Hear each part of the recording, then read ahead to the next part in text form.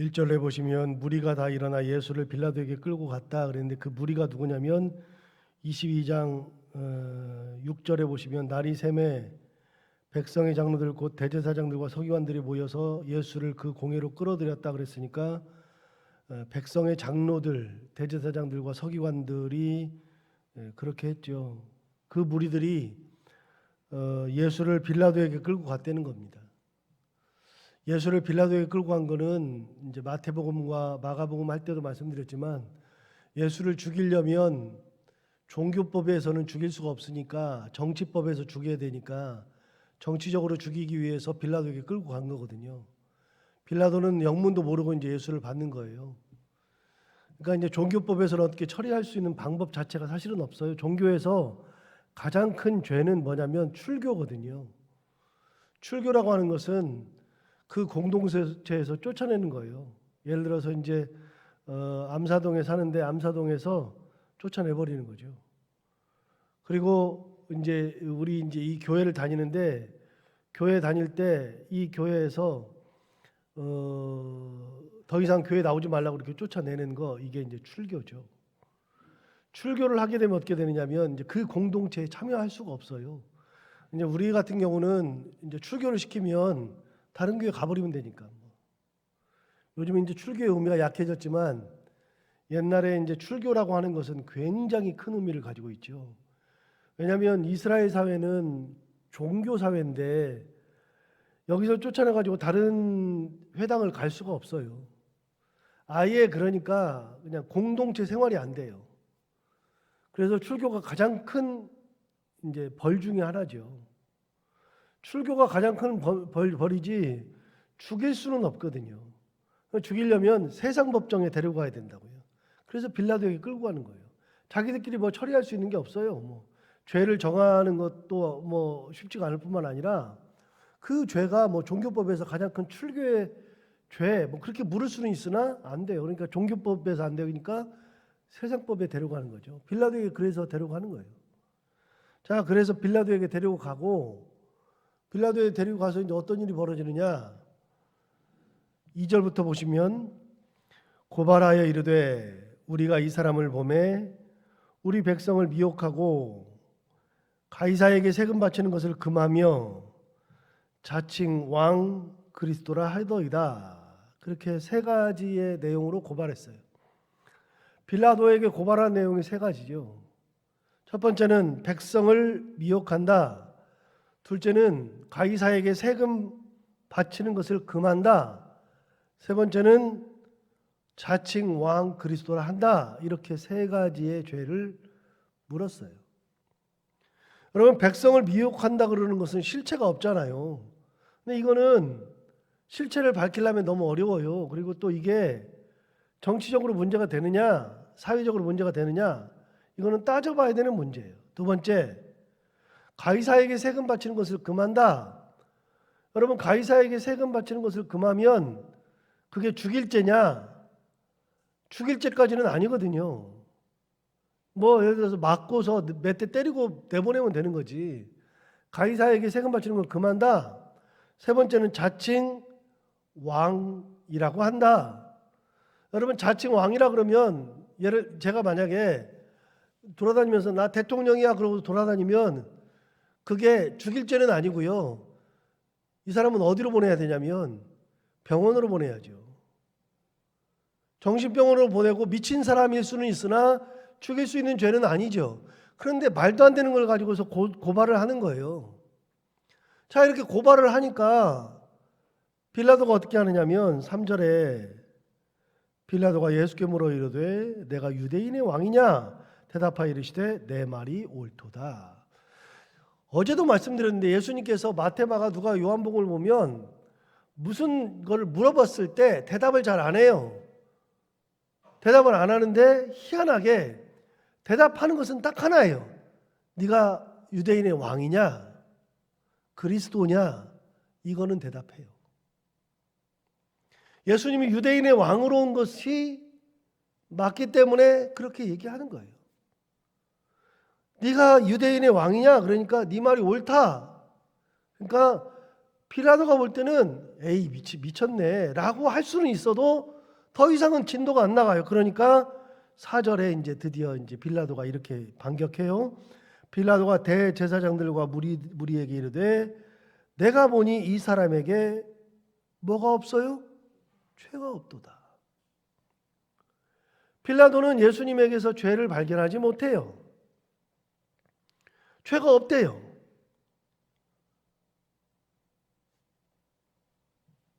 그러니까 5절에 무리가 더욱 강하게 말하되 그가 온 유대에서 가르치고 갈릴리에서부터 시작하여 여기까지 와서 백성을 소동하게 하나이다. 그러니까 백성들을 소동하게 한다는 거예요. 도대체 뭘 소동하게 해요? 여러분, 소동하게 한다고 하는 것은 어떤 실체가 있어야 되는데 뭐를 소동하게 해요? 대제사장들이 볼 때에 소동하는 것은 뭐냐면 우리의 종교법과 다른 것을 전한다 그 말이에요. 그러니까 우리의 마음이 불편하다 그 말이죠.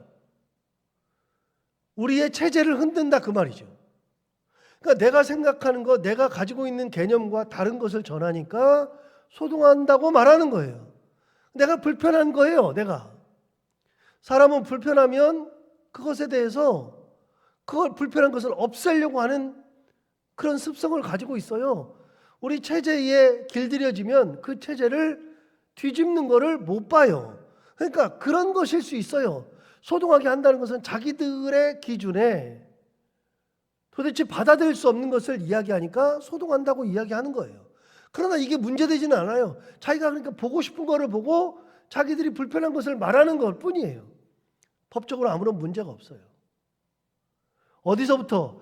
갈릴리에서부터 시작해서 여기까지 와서 소동하게 하나이다. 그러니까 자기들이 불편한 것을 막 얘기할 뿐이죠. 빌라도가 보니까 죄는 없어요. 6절 빌라도가 듣고 그가 너 갈릴리 사람이냐? 아까 갈릴리에서부터 시작하여 그랬으니까 너 갈릴리 사람이냐? 물으니까 이제 갈릴리 사람이라 그래요. 그래서 7절에 헤롯의 관할에 속한 줄을 알고 헤롯에게 보내니 그때 헤롯이 예루살렘에 있더라. 여러분, 갈릴리가 헤롯의 관할에 있다 이 말은 뭐냐면 수요 성경 공부할 때 제가 헤롯에 대해서 이야기한 적이 있어요. 헤롯은 우리가 말하는 헤롯은 대헤롯이라 그랬죠. 대헤롯. 그런데 이 헤롯은 우리가 알고 있는 헤롯은 예수님이 태어나서 얼마 안 있어서 죽어요. 한 2년 정도 지났을 때 죽어요. 그럼 우리가 실제로 알고 있는 헤롯은 미리 죽고요. 그리고 나머지 헤롯들이 있어요. 근데 그것을 성경은 다 헤롯이라고 쓰니까 다 똑같은 헤롯인 줄 알아요. 그런데 절대로 그렇지가 않아요. 그래서 대헤롯은 성전을 지어줬던 헤롯, 예수님 태어날 때 당시에 헤롯, 그 사람은 다 같은 사람이에요. 그리고 예수님이 그 헤롯 때문에 애굽으로 피난 갈 때 그 헤롯, 그것도 헤롯이에요. 똑같은 헤롯이에요. 그런데 애굽에서 돌아오잖아요. 애굽에서 돌아오는 거 그때부터는 헤롯이 죽었기 때문에 돌아오는 거예요. 그러니까 나이가 한 2살, 3살 됐을 때 돌아오신다고요.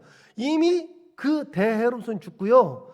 죽은 다음에 성령이 돌아가라 그랬기 때문에 돌아와요. 돌아왔을 때 헤롯이 죽으면서 자기의 이스라엘 온 땅을 셋으로 나눠가지고 자기 아들들에게 나눠줘요. 헤롯 아켈라오, 헤롯 안티파스, 헤롯 빌립. 그래서 아켈라오, 그 다음에 안디바, 그 다음에 헤롯 빌립. 그렇게 셋이 나온다고요. 그런데 성경에는 아켈라오라고 나오니까 아켈라오가 누구냐? 바로 헤롯을 뺀 이름이에요. 헤롯 아켈라오.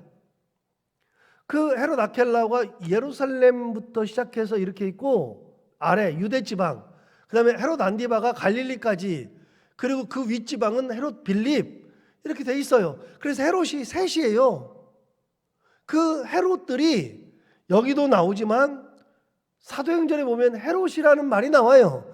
헤롯이라는 말이 사도행전에 나왔다는 얘기는요, 우리가 알고 있는 대헤롯은 아니에요. 그런데 우리는 그냥 헤롯이라고만 돼 있으니까 똑같은 사람인 줄 알아요. 그런데 그렇지가 않아요.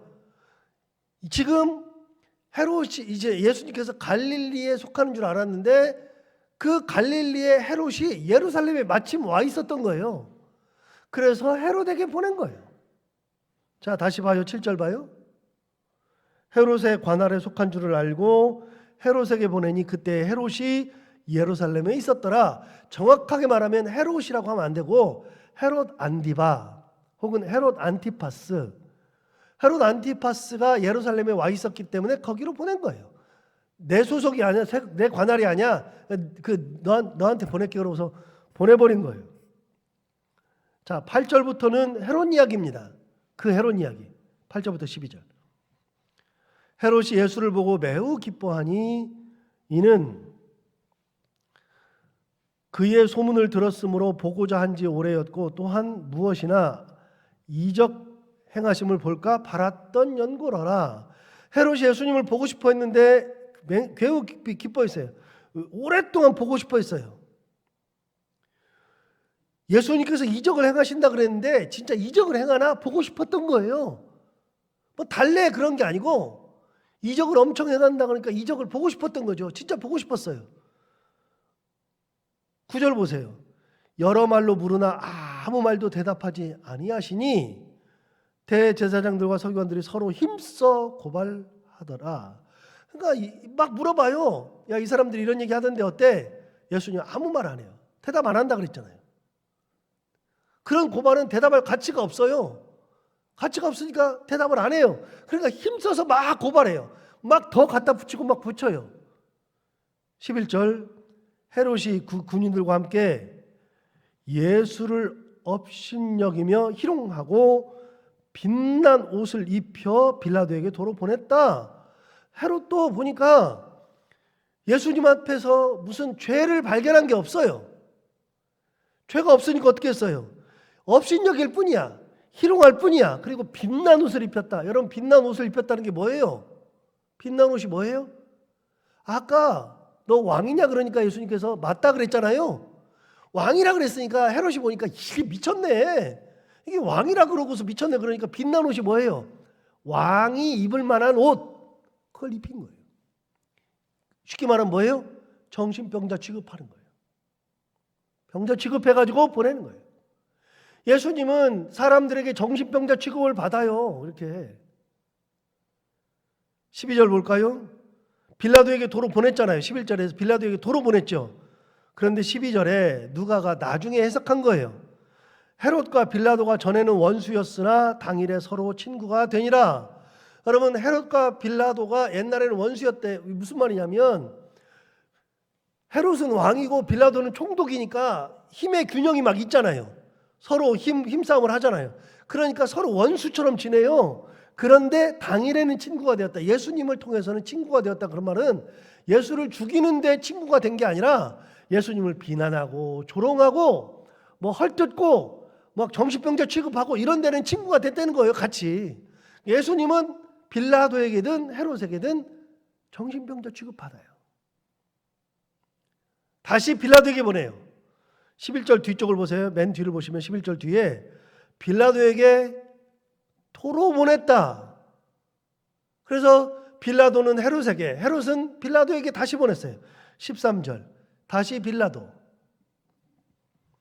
빌라도가 대제사장들과 관리들과 백성을 불러 모으고 이르되 너희가 이 사람이 백성을 미혹하는 자라 하여 내게 끌고 왔도다. 보라, 내가 너희 앞에서 신문하였으되 너희가 고발하는 일에 대하여 이 사람에게서 뭘 못 찾았어요?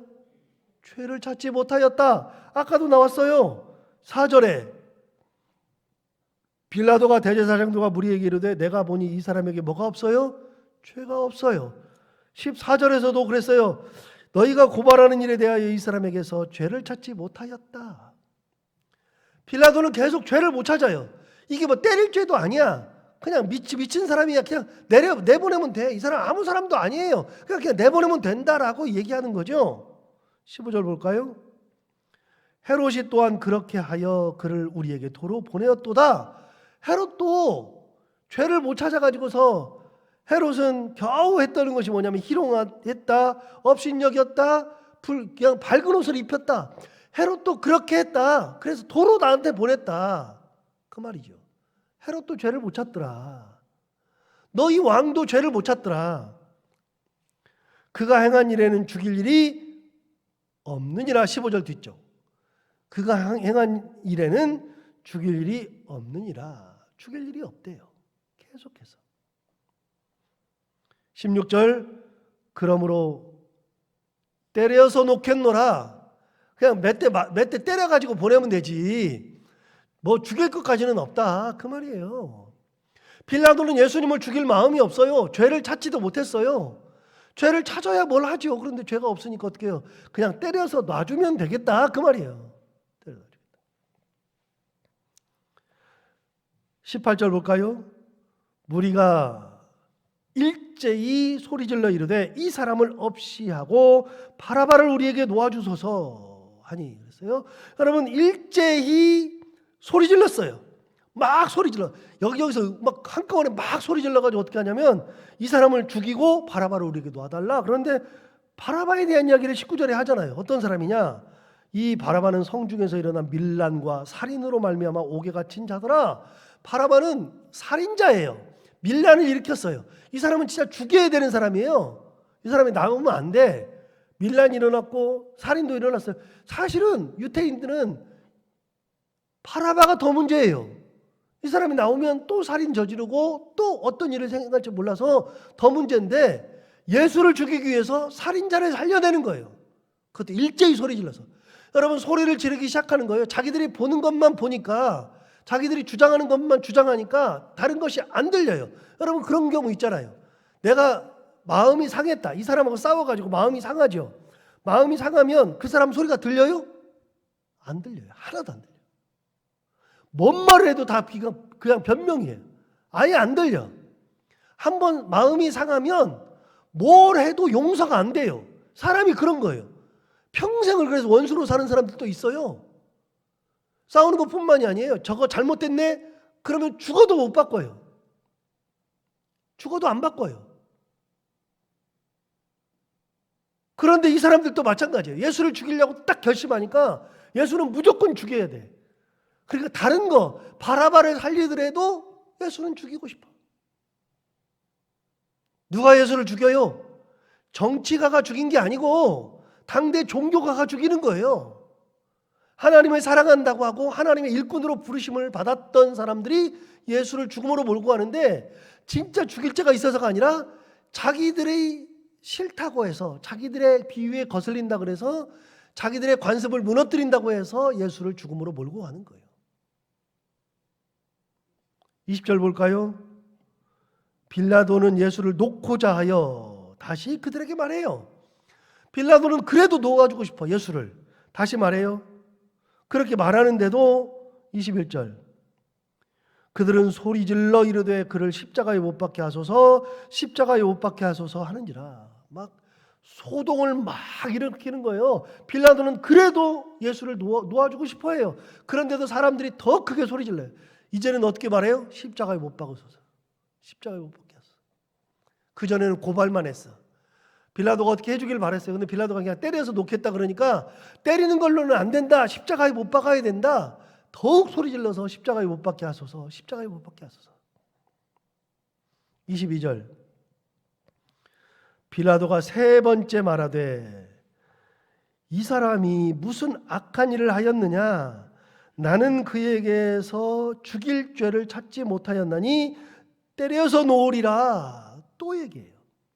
또 죽일 죄 없다. 예수님한테 죽일 죄가 없다. 그러니 그냥 때려 놓을게. 때려서 놓는다 그랬는데 23절 그들이 큰 소리로 재촉하여 십자가에 못 박기를 구하니 그들의 소리가 이긴지라. 다시요. 18절 무리가 일제히 소리질러 이르되 그랬어요. 21절 그들은 소리질러 이르되 그랬어요. 23절 그들이 큰 소리로 재촉하여 십자가에 못 박기를 구하니 그들의 소리가 이긴지라. 예, 어거지로 우겨서 이긴 거예요. 때마다 소리를 지르는 거예요. 때마다 빌라도를 겁박하는 거죠. 그래서 계속해서 소리를 질러요. 그래서 예수를 죽여요. 여러분 결국은 누가 이기냐? 소리 지르는 무리가 이긴 거예요. 예수님이 죽을 죄가 있어서 죽은 게 아니고 결국은 그들이 억지를 써서 죽이는 거예요. 정치적으로 죽어야 될 이유가 없어요. 그런데 정치적으로 죽어요. 그래서 십자가에 못 박는 거예요. 여러분, 종교법에는 십자가형이 없어요.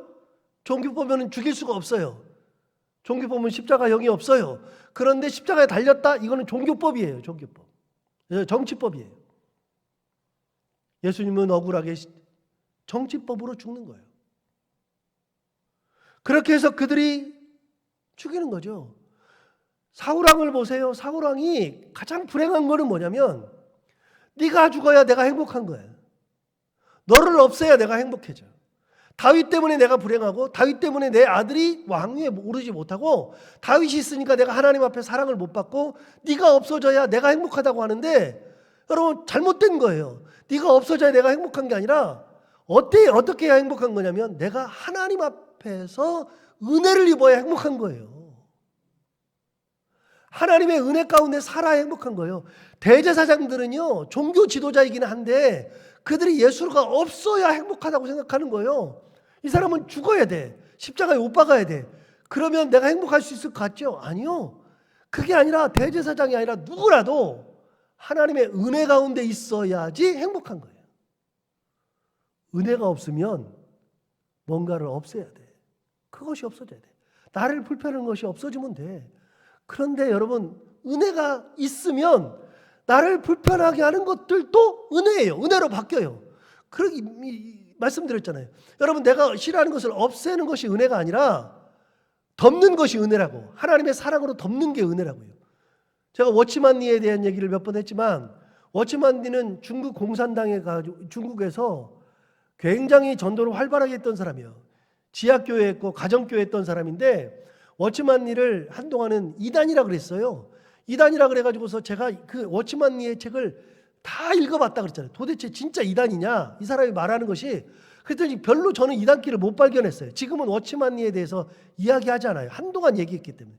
그래서 제가 지금도 워치만니에 대한 책을 이렇게 가지고 있어요. 제가 옛날에 읽었던 책들. 그런데 그 워치만니가 그 자기 책에서 했던 이야기가 뭐냐면 자기가 목회를 하는데 목회를 할 때 그 교회의 성도들 중에 자기를 너무 힘들게 하는 사람이 있는 거예요. 가시 같은 사람이. 그래가지고 그 가시 같은 사람이 있어서 그 가시 같은 사람 때문에 목회하는 게 너무 힘들어서 내가 여기서 목회를 해야 되나 말아야 되나 고민을 엄청 하다가 하나님 앞에 기도하기를 하나님 저 사람이 나 목회를 너무 힘들게 하고 저 사람은 신앙적이지도 않은 것 같은데 저 사람을 우리 교회에서 그냥 제거해 주십시오. 없애 주십시오. 아니면 이 사람을 없애 주십시오. 그러고서 기도하기를 진짜 오랫동안 기도했는데 어느 날 밤에 꿈을 꾸는데 큰 비가 내리기 시작하는데 홍수가 막 쳐요. 근데 냇가인데 냇가에서 그 비가 내리기 전에 냇가를 가서 봤더니 물이 이렇게 흘러가는데 거기에 돌이 이렇게 삐쭉삐쭉 나온 거예요. 물 위로.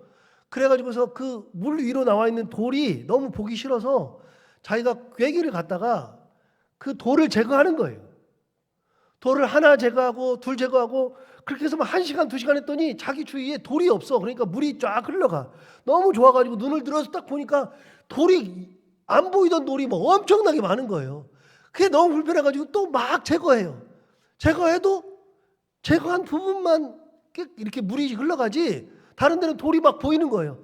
아 이거 어떻게 해? 이거 다 없애야 되는데 그러고 있는데 비가 엄청 온 거예요. 그리고 홍수가 나. 홍수가 나니까 어떻게 돼요? 물이 막 흐르기 시작하죠. 돌이 보이질 않아. 그분의 말씀이 그때 깨달았다는 거예요. 내게 가시 같은 사람을 긁어낼 게 아니라 빼낼 게 아니라 하나님의 은혜의 강물에 잠기면 된다는 거예요. 이게. 내가 불편한 것들이 있다면 잘못된 것들이 있다 그러면 뭐 우리는 다 이렇게 다 제거해 버려야 돼. 교회에서 시끄러운 사람 다 제거하고 기분 나쁜 사람 제거하고 원수 같은 사람 다 제거하고 다 그렇게 하면 편안되는 거예요. 그런데 그게 아니라는 거예요. 은혜가 잠기면 내가 은혜 가운데 잠기면 그 사람들도 사랑으로 다 잠겨요. 내가 은혜가 없을 때는 그게 보여. 그런데 은혜가 있을 때는 안 보여요. 은혜가 있을 때는. 대제사장들이 예수를 왜 죽이려고 그래요? 하나님의 은혜가 없으니까 그래. 은혜가 없으니 예수를 죽여야 돼. 예수만 없으면 내가 괜찮을 것 같아. 행복할 것 같아요. 예수를 없애잖아요. 빌라도는 죄가 없다 그러는데 끝까지 우겨요. 소리 지르고 또 크게 소리 질러서 십자가에 못 박게 하소서. 결국은 빌라도가 거기에 져가지고 내준 거예요. 내준 거. 자, 그럼 예수가 죽으면 행복해요? 나중에 나와요? 예수가 죽으면 행복해요? 예수님이 그랬잖아요. 살아생전에 내가 사흘 만에 부활하리라 그랬더니 대제사장들이 어떻게 해요? 부활할지 모르니까 군사들로 하여금 지켜라. 지켜요. 지키다가 예수님의 십자가 없어졌다 그러니까, 시체가 없어졌다 그러니까 나중에 어떻게 했어요? 그 사람들한테 돈을 줘가지고 제자들이 가져갔다 그래라. 여러분, 그것이 없앤다고 해서 없애지지 않아요. 모든 것은 은혜가 있어야 돼요. 은혜가 없으면 불편해요. 은혜가 없으면 누군가가 없어져야 돼. 사울왕에게 은혜가 없으니 너무나도 불편한 거예요. 다윗이 불편해. 다윗만 없어지면 행복할 것 같아. 은혜가 있으면 괜찮아요. 다 전부 다 은혜에 덮여요. 은혜에. 오늘 대제사장들 뭐 하고 있어요? 사람들로 하여금 하나님을 바라보자, 하나님의 은혜 가운데 살자고 안 하고 하나님의 아들 예수 그리스도를 죽이는 데 앞장서가죠. 죽여라 끝까지. 자, 24절. 이에 빌라도가 그들이 구하는 대로 하기를 원도하고 그들이 요구하는 자 곧 밀란과 살인으로 말미암아 옥에 갇힌 자를 놓아주고 예수는 넘겨주어 그들의 뜻대로 하게 하니라. 결국은 넘겨줬어요. 자, 여기서 또 한 번 사도신경에 보면 본디오 빌라도에게 고난을 받으사, 이거는 제가 볼 때는 본디오 빌라도는 진짜 억울한 사람이에요. 너무 억울해. 할 때마다 제가 스스로 생각할 때 억울해요. 본디오 빌라도가 때문에 고난받은 게 아니라 누구 때문에 고난받았어요? 대제사장들, 종교 지도자들, 바리새인들, 서기관들, 사두개인들 때문에 고난받은 거예요. 동족들한테 고난받아서 죽음의 길을 갔지 본디오 빌라도 때문이 아니에요. 저는 그래서 사도신경 할 때마다 그 부분을 볼 때마다 야, 본디오 빌라도 진짜 억울하겠다. 죽어서도 억울하겠다. 여러분, 은혜가 있지 않으면 다 제거하고 없애야 된다는 거. 그래서 오늘도 어떤 일을 하든 간에 우리 가운데 은혜를 채우고 하나님을 바라보며 그렇게 살아갈 수 있는 저희들 모두가 되기를 바랍니다. 기도하겠습니다. 하나님 아버지, 감사합니다. 종교 지도자들입니다. 대제사장들, 서기관들, 바리새인들, 사두개인들 다 당대의 최고 종교 지도자들인데 그런 사람들이 예수를 죽이는 데는 한마음이 되어서 그렇게 소리 지르면서 비이성적으로 큰 소리 내면서 싸우면서 예수를 죽음으로 몰고 갑니다. 그들에게서 하나님을 찾아볼 수 없고 은혜를 찾아볼 수 없습니다. 하나님 아버지, 우리도 혹시 그러는 것은 아닌지, 우리의 삶을 통해서 우리도 그러고 있는 것은 아닌지 다시 한번 돌아보고 하루를 살아도 하나님의 은혜 가운데 살아가며 하나님의 권능 가운데 살아갈 수 있는 믿음의 사람들이 다 되게 하여 주옵소서. 하나님 아버지, 오늘도 하루를 살아갈 때 이 말씀을 곱씹으며 나는 어떤 모습을 살고 있는지를 다시 한번 새기보며 하나님 앞에 은혜 가운데 살기를 결단하는 하루가 되게 하여 주옵시고 해야 되는 것들 기쁨으로 감당하고 만나는 분들과 함께 웃고 행복한 하루 보내게 하여 주옵소서. 예수님 이름으로 기도하옵나이다.